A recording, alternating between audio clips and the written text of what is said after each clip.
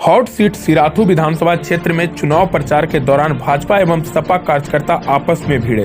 Deputy CM के बेटे पर लगे गंभीर आरोप। यूपी के कौसाबी में हॉट सीट सिराथू विधानसभा क्षेत्र के भाजपा एवं सपा कार्यकर्ता चुनाव प्रचार करने के दौरान मामूली बात पर आपस में भिड़ गए। सपा कार्यकर्ताओं ने बिना किसी कारण भाजपाइयों पर मारपीट का आरोप लगाया। सपाइयों का आरोप है कि मामले की जानकारी होती ही डिप्टी सीएम केशव प्रसाद मौर्य के बेटे योगेश मौर्य भी मौके पर पहुंचे और उन्होंने भी 10 मार्च के बाद सपा कार्यकर्ताओं को देख लेने की धमकी भी दी। मामले की जानकारी जब सिराथू विधानसभा क्षेत्र के सपा प्रत्याशी पल्लवी पटेल को हुई तो वह अपने सैकड़ों कार्यकर्ताओं के साथ गांव पहुंची।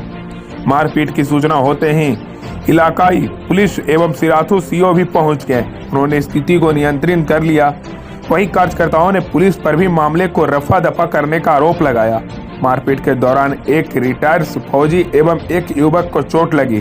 पल्लवी पटेल ने पीड़ितों के साथ स्थानीय पुलिस चौकी पहुंची, जहां पर पहले से मौजूद पैसा थाना अध्यक्ष को आरोपी भाजपा नेता सहित दर्जन भर अज्ञात लोगों के खिलाफ मारपीट की तहरीर दी। पल्लवी पटेल ने कहा कि अभी स्थानीय थाने में मारपीट की तहरीर दे रहे हैं। आचार संहिता लगी है, ऐसे में चुनाव आयोग की गाइडलाइंस का पालन करते रहेंगे। इसके बाद यदि कोई कार्रवाई नहीं हुई तो आगे कठोर कदम उठाया जाएगा। उन्होंने कहा कि जिस प्रकार की वह हरकतें कर रहे हैं, कार्यकर्ताओं को उकसाने का कार्य कर रहे हैं, मैं आप लोगों से सिर्फ इतना कहना चाहूंगी कि मैं पटेल समाज की बेटी हूं और अगर मेरे साथ समाज के ऊपर निराधार कारणों की वजह से इस प्रकार का आतंक एवं साया फैलाया जाएगा तो मैं केशव जी को, उनके बेटे को, उनके भतीजे एवं उनके साले को सभी को चेतावनी दे रही हूं कि अपनी मर्यादा में रहें और गुंडाई छोड़ दें। कहीं ऐसा न हो कि मुझे उनको देखना को मिल जाए, वह भी मुझे देख लेंगे और मैं भी उनको देख लूंगी। देखिए, आप सभी जानते हैं कि चुनाव का माहौल है और ऐसे में हम दूसरे छेद तांडा रोड की तरफ अपने कार्यक्रम कर रहे थे और तभी हमें सूचना मिली कि हमारे जो कार्यकर्ता, हमारे समर्थक जो प्रचार पे निकले हैं, उसमें से कुछ लोग यहाँ पर दुकान पे खड़े होकर के समोसा खा रहे थे और ऐसे में यहाँ पर केशव जी के बेटे योगेश मौर्य जी, उनके सहयोग में उतरे नीरज मदनवाल जी और ब्रजेश मौर्य अपने तमाम समर्थकों के साथ आए हैं और उन्होंने हमारे लोगों के सर पे टोपी देखी और झंडा देखा और बिना कुछ बात किए उन्होंने चैला फेंक के मारा है, जिससे यहाँ पर जो एक रिटायर्ड फौजी हैं जो कि बगल में खड़े होकर के समोसा खा रहे थे, उनके हाथ पे चोट लगी है, उनका हाथ टूट गया है और पैरों में चोट आई है। लगभग कितने लोग थे? उनकी तरफ से मेरा अंदाजा है लगभग 100 के करीब लोग थे। क्या इसकी शुरुआत योगेश मौर्य ने की? देखिए, इसकी शुरुआत तो वहाँ पर जो व्यक्ति थे नीरज मोदनवाल, उन्होंने की थी और उसके बाद वहाँ पर योगेश मौर्य खड़े होकर के गाली दे रहे थे और ये धमकी दी है कि जान सलामत नहीं रहेगी और 10 मार्च के बाद देख लेंगे। ऐसा क्यों किया जा रहा है?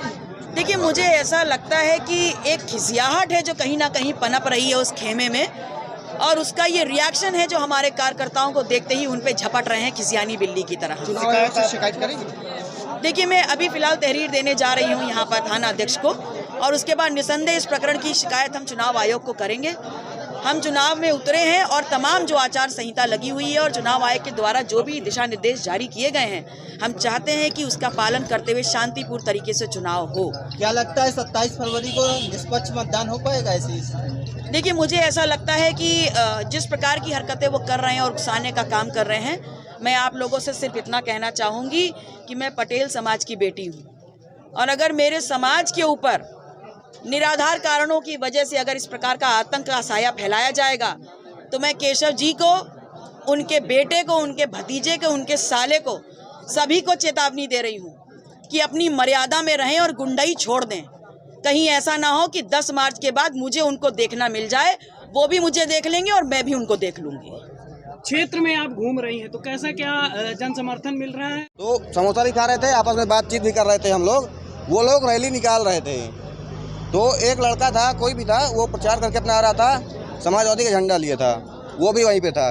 तो ये लोग अचानक से बाइक रैली पे थे, कम से कम 100 लोग थे। नीरज मोदनवाल सबको रोकता है और उतारता है और सबको मारना शुरू कर देता है। नीरज मोदनवाल बिना कौन किसी है? बात नीरज मोदनवाल नारा का रहने वाला है, वो कौन है ये मुझको नहीं पता है। नीरज मोदनवाल मैं उसका नाम जानता हूँ, मेरा नाम जय प्रताप सिंह है।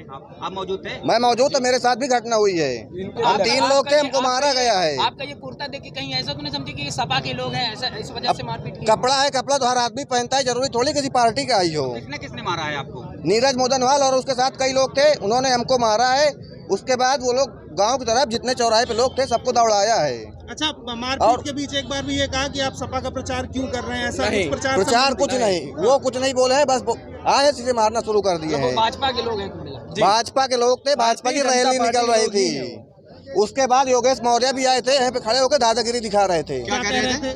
वो कह रहे थे चलो मैं सबको देख लूंगा। कौन है योगेश मौर्य? कौन? योगेश मौर्य केशव प्रसाद मौर्य के लड़के। तो किन लोग को देख लेंगे? क्या हुआ? किन लोगों को देख लेंगे योगेश मौर्य? हम लोगों को, जितने लोग वहाँ पे थे।